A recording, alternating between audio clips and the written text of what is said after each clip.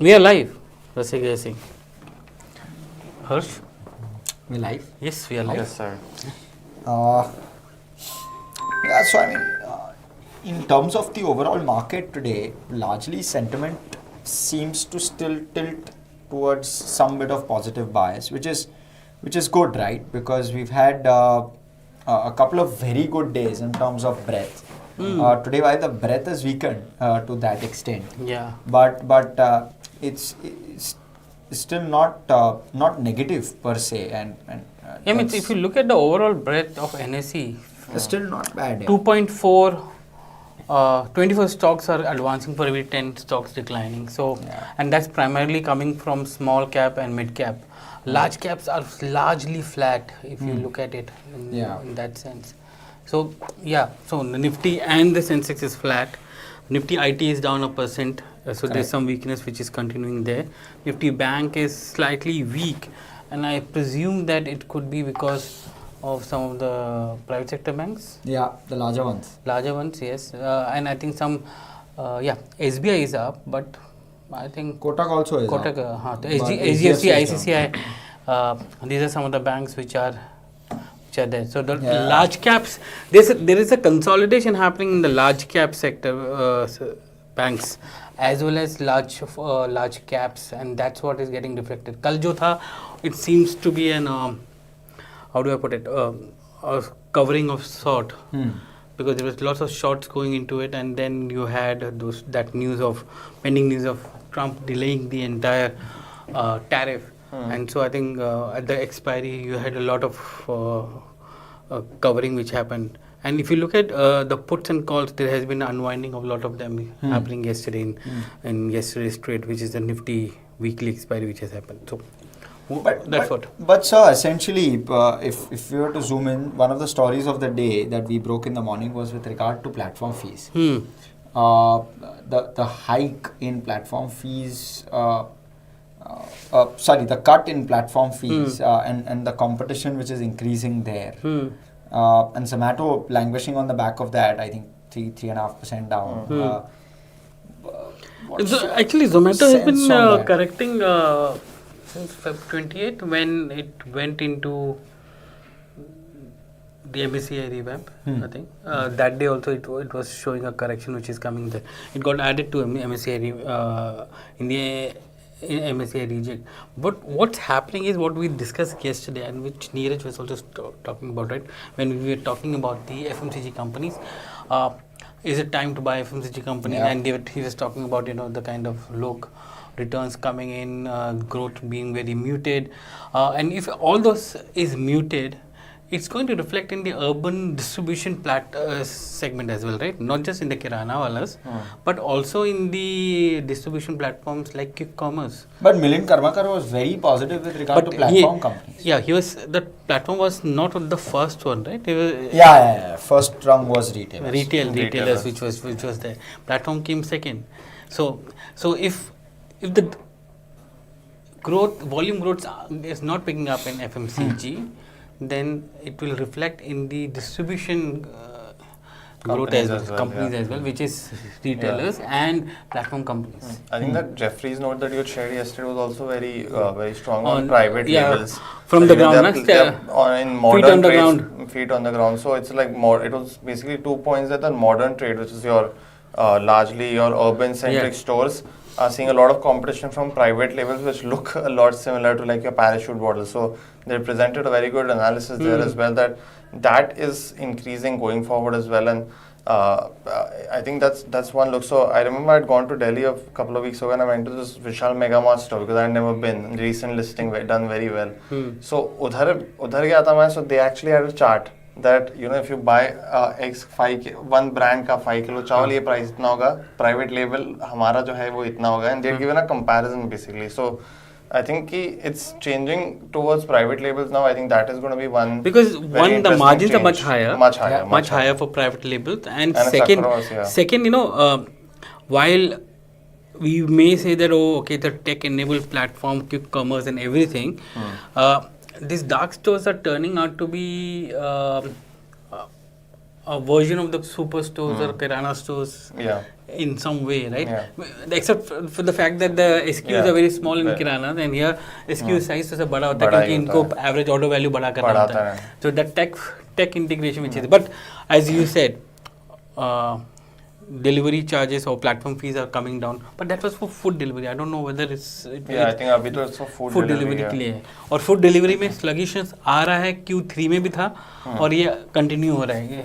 But how do you compare both of you to with the Swiggy and a Zomato? Because Swiggy's results, although were very poor, and so was Zomato's, I think we saw that impact. But Swiggy's commentary also wasn't very strong because But it's the still commentary building. for Zomato food delivery was also not as strong. Not as strong, but right? with the cost that Swiggy might have with building so many dark stores, because Zomato has acquired Blinkit, it already has that ready model, so it will have to, don't you think, shell out a lot more on that side, and then the traditional business which also, is what they are doing, na? They're saying that and the traditional business also not doing very well in food delivery. The profitability or the loss which was there for next so don't you 1 think year. this will put more pressure on them? It is going to, वो तो बोलो ने already guide किया हुआ है, तीनों ने guide किया हुआ है. Swiggy, Instamart ने guide किया हुआ है, Blinkit ने guide किया हुआ है, Zepto ने guide किया हुआ है. They are front loading it in such a way that the next few quarters are going to be loss making, and FY26 is going to be a loss making. But they said that the food delivery, I think, if I'm not sure of the timeline, but I think they said Q3 FY26 is when the food delivery business will be profitable. So I think that will be something to watch. I think overall business, they've said Q3 of FY27. Contribution margins for food delivery is positive. For no, on both the of them. on EBITDA side, I think they mentioned 4 more quarters, but it might have. But आज के date में food delivery is getting discounted in the price. Yes. Okay. It's only the quick commerce valuation which is being played at. So this kind of stock correction which has happened in both, the food delivery value, intrinsic value is getting discounted completely. So unless next few quarters you see that revival happening food delivery, I don't think it's going to happen.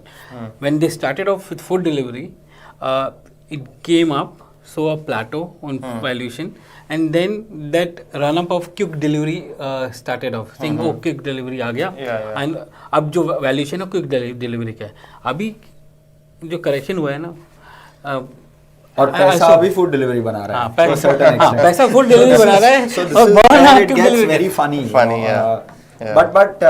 but basically the business model is pivoting. I think in essence that's what we're trying to conclude. Yeah. That somewhere the business model is pivoting from a larger focus in food delivery to a larger focus in quick commerce, where I believe that they are seeing, and maybe that's what also you guys believe, and you all can obviously give your views, but believe that that's where both businesses, Zomato and Swiggy, are seeing more traction and a larger opportunity size as well versus a food delivery. क्योंकि food delivery तुम कितना करोगे? Maybe you'll do it 3 times, 4 times a week, but this it's like a daily kind of a value add for the Indian need to consumer. Remember that next 30 days is not going to be good for food delivery or for quick delivery, because you have Ramzan going on, and my observation, and I think what the average order turnaround time, which is 5, has gone up to 17 minutes from 10 to 11 minutes, which is there, and that's because many of the riders have their fasting, which is there, and so they flow to turn it around, right? So that is something which is going to happen. So the turnaround time per delivery person or rider is going to be much more, and so the volumes are going to hit in March quarter.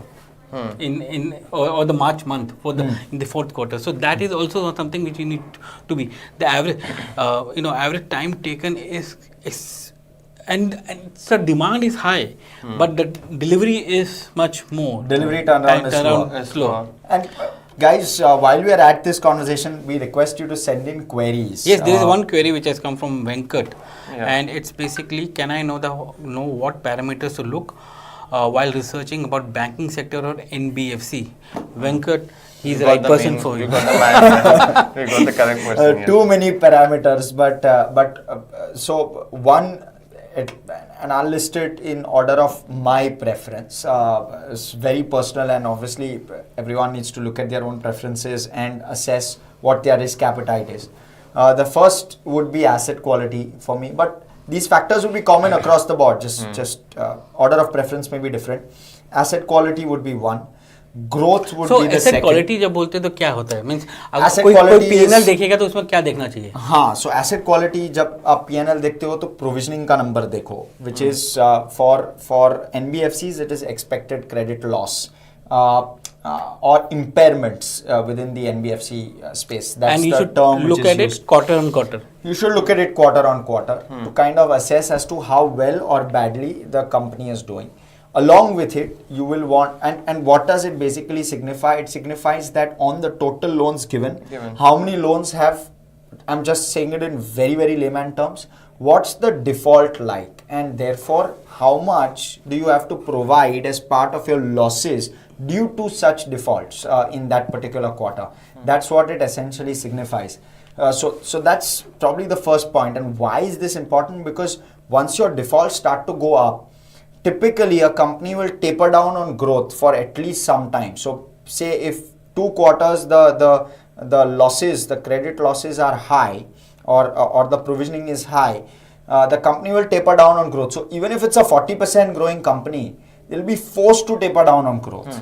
But that's the second factor, growth. I mean, in India, given we speak about so many metrics that credit hasn't penetrated in a big fashion, and therefore the opportunity is large, and therefore growth becomes very, very important. And the third metric is ROA, because you just don't want to grow, you want to grow profitably. ROA is return on assets. Yeah, ROA is return on assets, and I'll explain that. It's basically your profit after tax number to the total assets. Broadly, that's the way in which it's computed, and therefore it determines what is your profitability basis your total assets. Generally, the best in class banks have an ROA of 2%, that's the benchmark, and better banks actually go with a higher ROA, for example, or NBFCs for that matter. For example, a Bajaj Finance has done 4.5% ROA for as long as I can remember.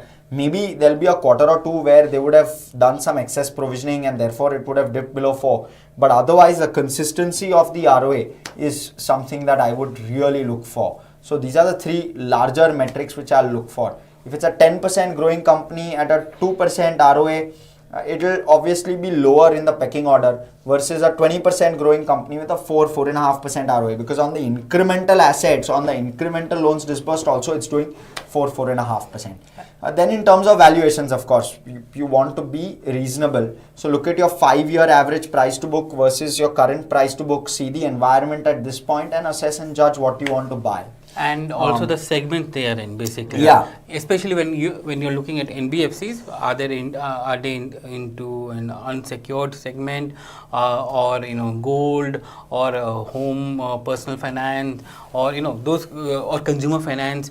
These are the segments which you need to look at, so that you can take a judgment call on how the NBFC is performing and what exposure it has. Correct. And the more unsecured the book is, the more inconsistent the profitability metrics start to become. And that's where Bajaj Finance really stands out and is standing out in this cycle as well. I want to talk about that a little bit. In fact, it was part of our list of discussion points today as to why Bajaj Finance has done 20%. When you look at the Nifty, which is down 15% over the last 3 to 4 months, and essentially what it says is that on a very high base, on 4 lakh crores of AUM, you've grown at, you continue to guide for growth of 22 to 24%. Your credit costs are very controlled in an unsecured and therefore it's positive on that count as well. And lastly, you've got very good profitability guidance. 4.5% ROA rarely seen in the industry, and they do that on a consistent basis, which is why it's valued at 6 times price to book now. So keep your eye out. It was down to sub 4 times ROA price to book. Nobody was buying it 1 year forward, sub 4 times. Now at 6 times, everyone wants to rush in. So keep your eye out. I just had two things. Like, always just start with the investor presentation. That's what I did. I am starting to do that now. For most banks, the presentation is the go-to. So the metrics, and just add 3 or 4 metrics every quarter. You don't need to get the first this. The second thing, like the video because it also helps us to, with answering your queries as well. Send in your queries also, but like the video and subscribe to our channel as well. The next question was on defense, and the reason I want to come to you, the question is why defense companies often post good results in March quarter. Is it a good option to buy defense ETF instead of individual companies during these volatile times? And I think exports will improve. And also, if you want to answer that, because just quickly, I'll just tell you, Yeah. it's basically the entire defense thing is based on the government finances. A lot of government finances will come into play in this second half Yeah. of the year, especially in FY25 because of the elections which is Yeah. coming in, right? So. There is a legacy order book which many of the defense companies have, and Yeah. they try to finish it off in this last quarter Yeah. so that they can get the money out from government going forward. And that is why you see normally a slight bump up which happens in March because everything gets bunched. Also, the order book also comes into play in the last quarter of the year because it gives the visibility to the defense company and the government's defense budget which comes in as part of the Feb budget.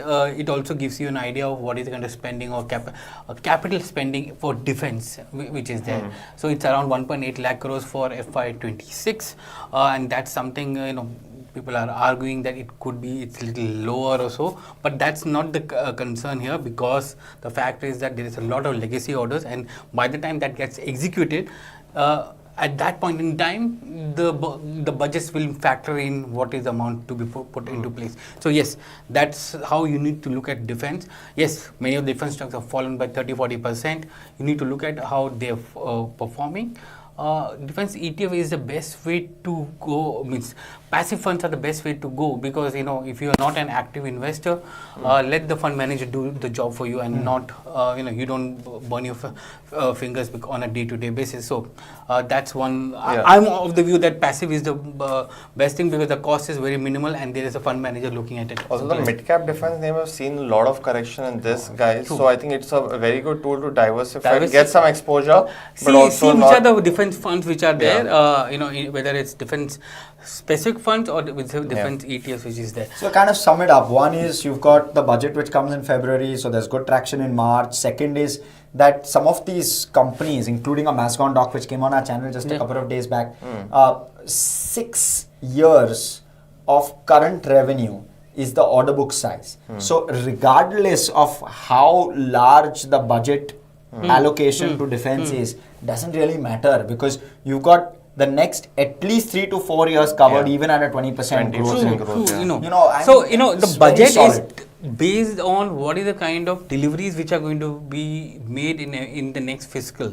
So it can move up and down in that sense. There's no point for the government to put a huge amount into budget capex and not being able to use it, right? So like if we are talking about, let's give you an example. If we are talking about the 5th generation F-35s to be bought, now if those are going to be signed in next financial year, if it happens, the delivery will happen 3 years down the line. So the budget of that 3 years will account for the payment for them. Correct, absolutely. So and just a couple of things here now. Some of these stocks have really corrected, but does that mean that there is no scope for further correction? I doubt that. There's always a risk element to investing in equities, of course, and keep valuations in mind because some of these sectors where you have 5-year, 6-year visibility of revenue and profit, generally stocks price in a lot of that as well. So so keep that kind of risk in mind when you're investing. Second is Sajeet sir did mention that passive funds is the way to go, etc.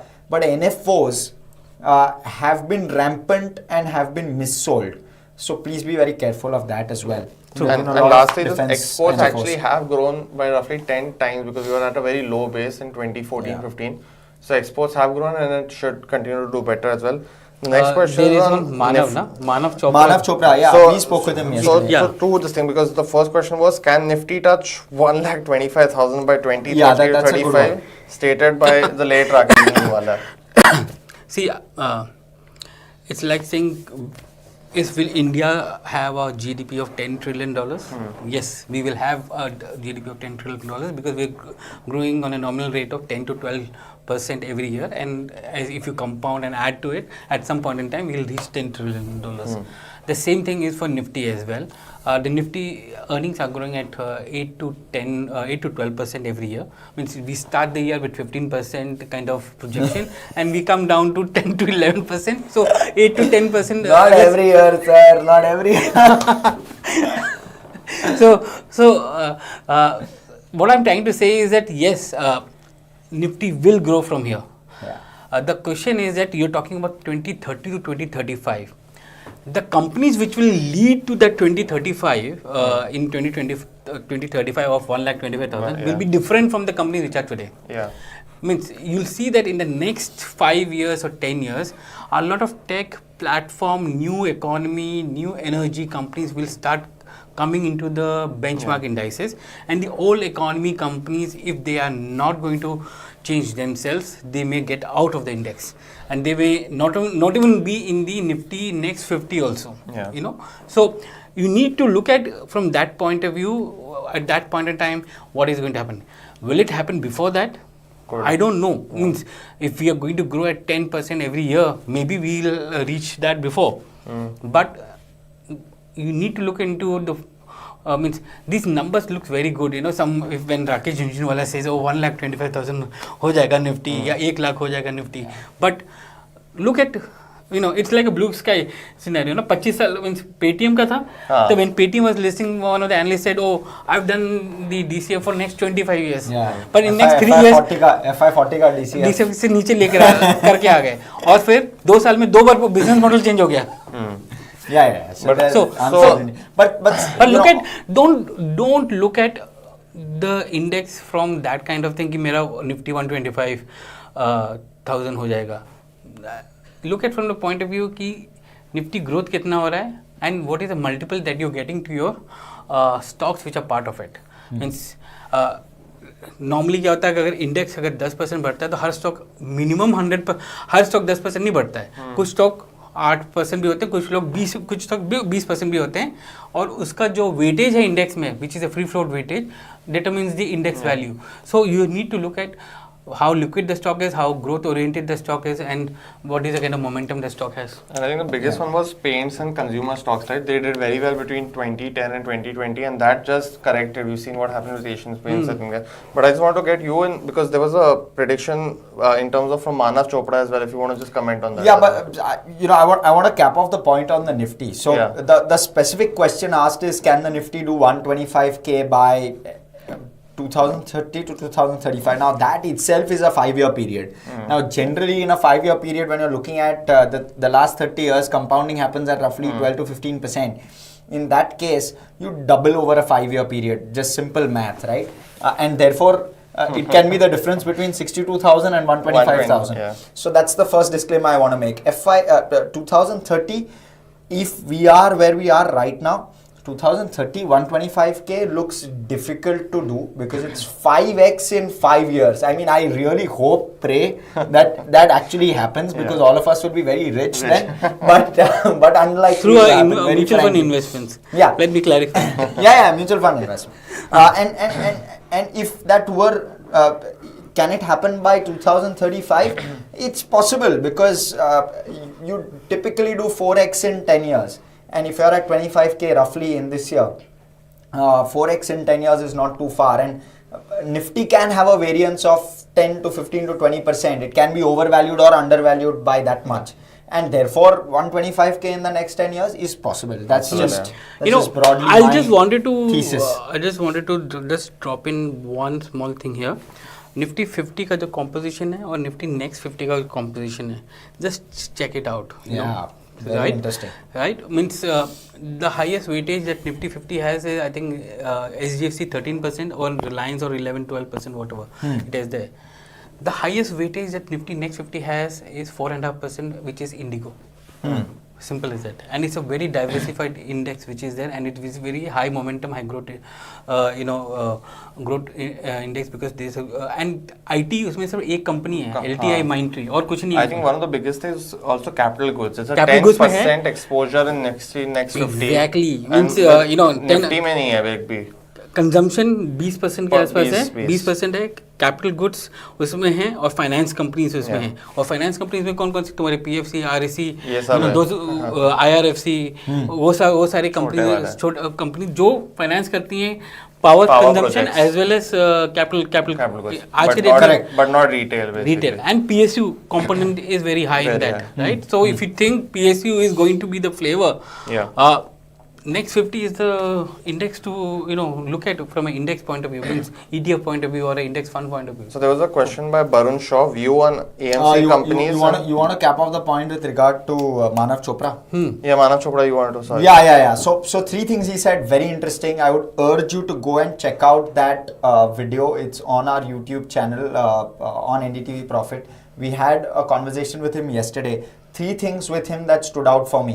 One, he said the index will rebound and rebound very sharply because we are at deeply oversold territory on the Nifty 50 index. He's expecting a 14% return in the next 3 months on the index. Now that is huge. And he was suggesting that there are 92% of NSE stocks which are trading below their 50 DMA and some 86% trading below the 200 DMA. He's giving us some statistics on why he believes that this turnaround will happen. The second thing he said was the dollar index has come off quite sharply and now will be range bound. And that definitely benefits India. Why does it benefit India? Dollars will go out if the dollar is getting stronger, because you will start to see less incentive to invest in India. So you'll see the outflow go up. Now that the dollar has weakened, you'll likely see better flows coming in. That's what he seems to allude when it comes to the dollar index. Third, he's seeing a 30% return in metals by the end of this year. That is huge. He sees the Nifty metal go up 30%. His top pick is Tata Steel within the metal space. But 30% return on the metal index, and he's saying that basis past trends, a lot of this is front loaded. So whenever the metal index moves up in this kind of way, a lot of it is front loaded. Those are my three key takeaways. So maybe that's the best way to play it. And after that, BFSI was his BFSI was his pick. Also, like I think Venkat Kalyan mentioning that thanks a lot for the insight. Love the show. It has become my daily scheduled reunion at 12:30. Thanks so much, Venkat. Thanks for tuning in. We'll take your questions also if you have any. Barun Shaw has a question: view on asset management companies and capital market companies and their valuations, please. We've spoken about this. It. Last you need to put it into different buckets. Asset management companies. Outlook is good because of the kind of SIP flows which are coming in. Unless tomorrow the SIP flows are going to get hit because of the kind of correction which we have seen. So that there's a good prospects for asset management companies. Wealth management companies, again the same thing which is there. For brokers and brokerages, it's a very bad time because volumes are hit, premium turnovers have hit, retail turnover has come down. So, and because there is a FI outflow and there isn't much of a momentum with respect to institutional volumes coming in, the institutional brokers are also hit by that. The CDSLs and CAMs of the world will get their own, are all volume based transactions, so there might be a certain mutation with respect to the kind of revenue they're going to earn, but it still be a growth thing.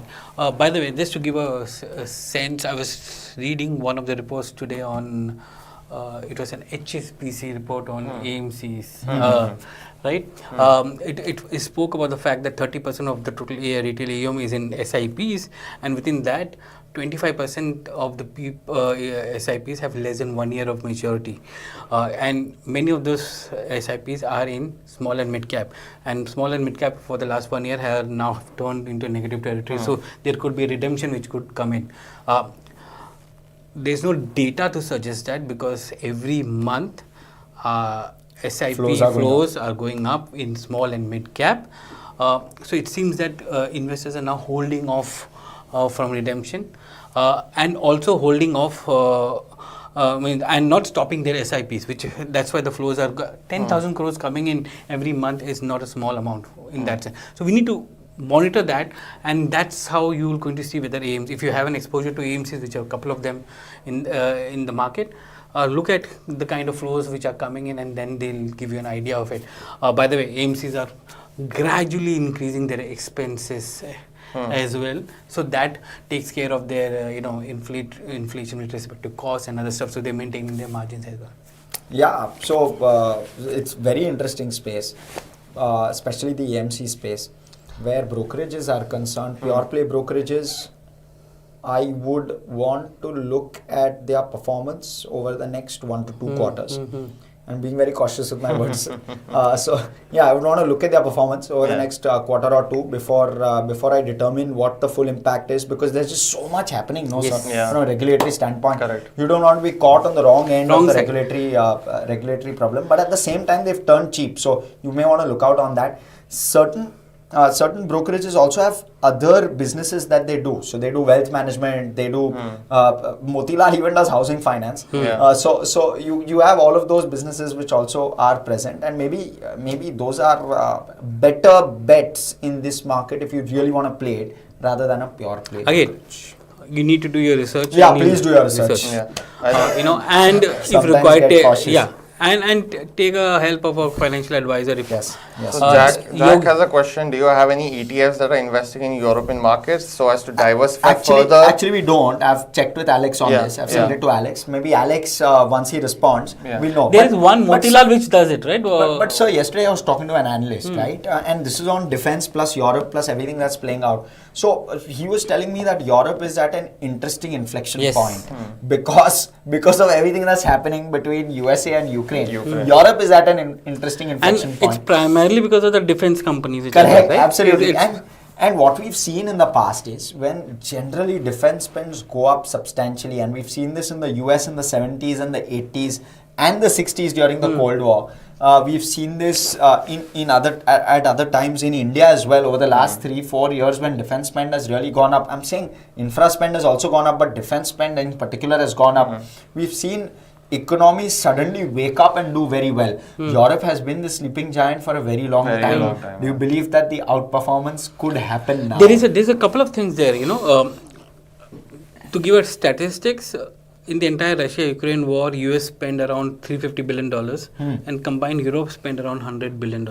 Okay, and that's what Trump is claiming. Mad. That's a word. Mad at Europe, saying pissed off with them. I was not using that word. But no, but I used it. It's okay. So that's one of the reasons. But what has now happened is that now that he has paused the military hardware to Ukraine, coalition of the willing is coming into play in the entire region, which is UK, France, and Germany. And Germany is now scaling up its defense. But Germany's economic conditions require that it has to spend more, so its deficits are going to go up. So there is a issue which is coming in Germany, which is there. France and UK don't have that much of an issue, but they don't have any growth itself.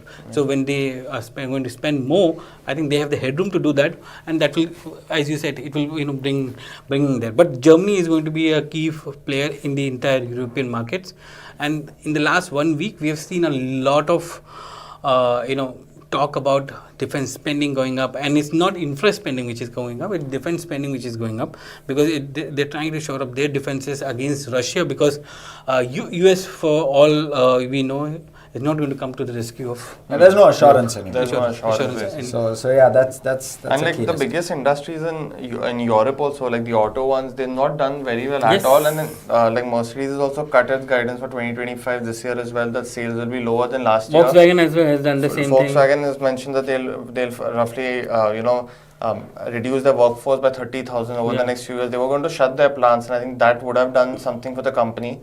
But I think because they're so politicized, I think that is something that which is not happening as well. Those are news items which will have all those politicians behind them. But many companies are answerable to the shareholders, so they will look according to them. The issue is that a couple of plants, and I can't remember the state or province where it is in for Volkswagen. they have 2 members of the government on the board of that same province where the plant was going to get shut down. So in such a time you don't see it. And finally Jag also invest in India. Yeah, 5% Nifty has fallen in the last 2 months. Mid cap has fallen. Kya tum Europe dekh rahe ho yaar? But yeah, one quick question for Hersh. What's happening with IDFC First Bank? Yogesh, So you know what? Actually, we'll take that on Monday.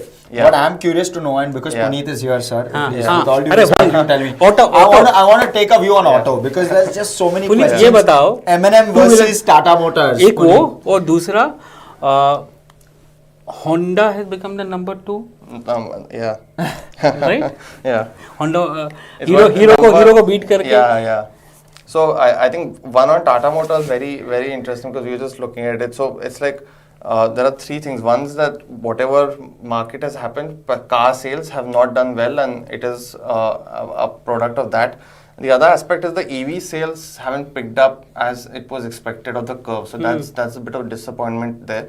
But the stock is down roughly 45% from its highs. 1197 ka highs hai, it's at 620. And there's a demerger at play. And Yes, the second part is in the valuation now. Like JLR valuations is on EV by EBITDA. It's at 1.2 times. It generally has always been at 2.5 at the minimum.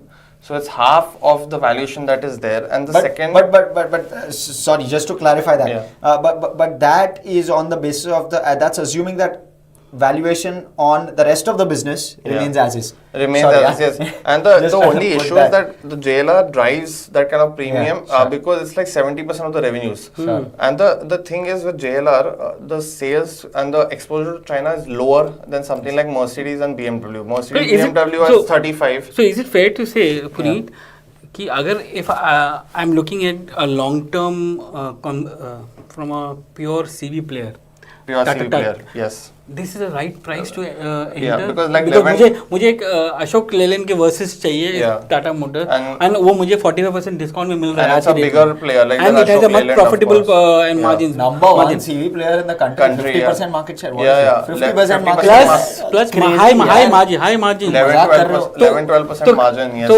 CV मुझे 45% सस्ते में मिल रहा है और EV ऐसा bonus मिल रहा है. EV as a bonus मिल रहा है and what they are doing some very interesting things on flex fuel also in terms of trucks and both cars as well with hydrogen trucks. I think they just launched. But no, I want to focus in on M&M now. So we've spoken a lot. But just one on Tata Motors. One is the demerger will happen this year. I think by July something that the date you should watch out for. They've already announced a demerger in July 2024. In 2 months you will get the update. And for Jaguar, it's a rebrand that's happening by the end of the year. It's going all electric now. So Jaguar brand is very small compared to Range Rovers and the Land Rover.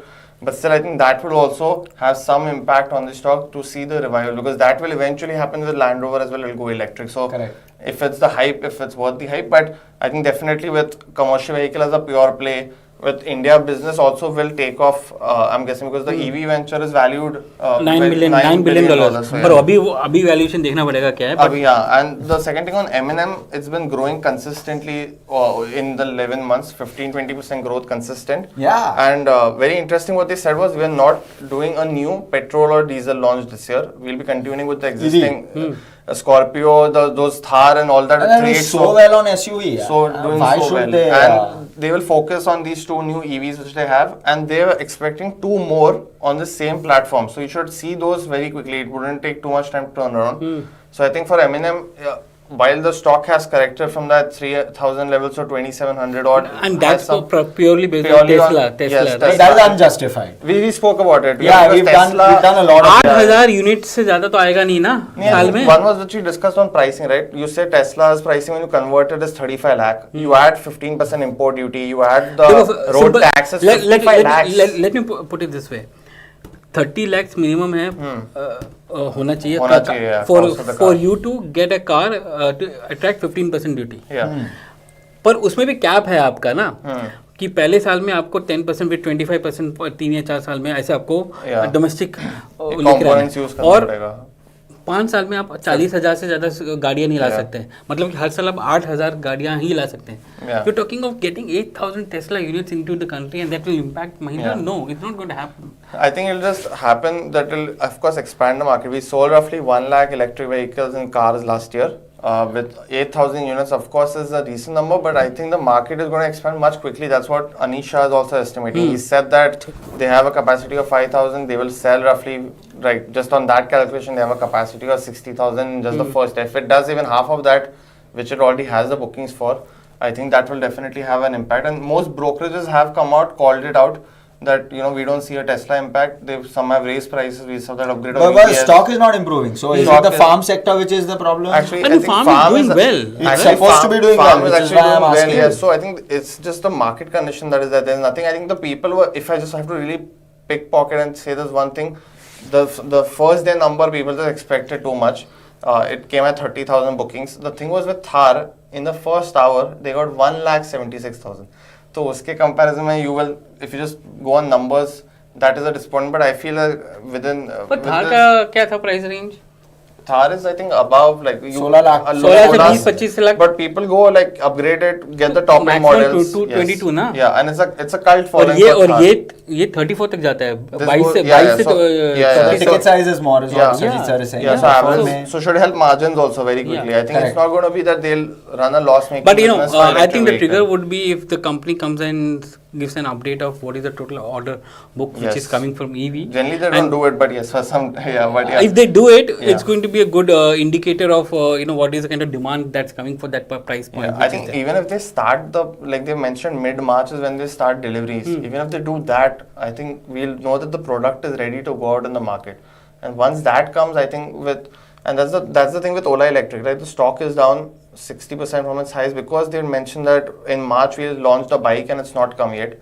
Plus the other bike में testing भी कहाँ पर the other news flow that 1,400 layoffs which our colleague Tushar had put out. All those. But that's cost measures which are yes. But if you even in auto, if you go out and launch the product at the time that you mentioned, and whatever time that might be, you might say it's coming in 6 months. But आपने कर दिया वो बाहर आपको गाड़ी दिख रहा है. I think it's a big impact. दिखना जरूरी है. दिखना चाहिए. But Puneet, tell me one thing. So based on risks on both sides and the certainty on both sides. And the correction and the reason for the correction on both sides, Tata Motors and M&M, because two largest players, right? Domestic manufacturing auto. What would you buy at this point?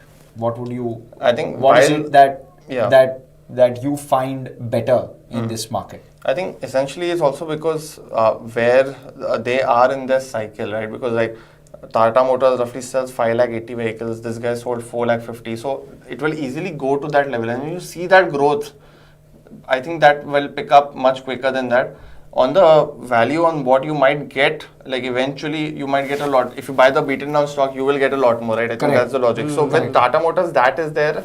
And the other strong pivot with Sajeet mentioned is the demerger. I think that is going to be a good game changer. It will re-rate the CV business very handsomely.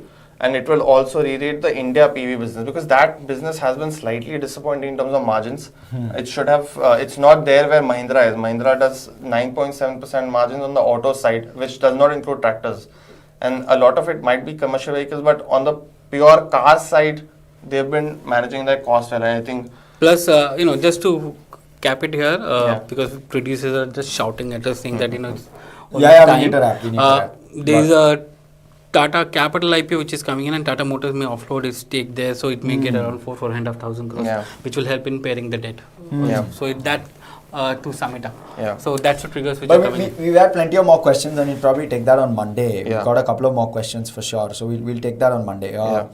But Harish, and thanks so much. Great show, enjoying the show. Thanks so much for commenting. Thanks so much for joining in as well. Always pleasure to have hit the bell icon, please. Yes. That bell helps icon, us like spread the video. word and make a larger impact, which is the reason why all of us are here. Frankly, it's only to make a larger impact. So hit the bell icon. But thanks so much for joining us this afternoon. Let's head for lunch. And have a good weekend. Good weekend as well. Good big match on Sunday. Oh yes. Biggest match on Sunday. क्या लग रहा है? Order Zomato Swiggy at 6 rupees platform, please. Good one, Puneet.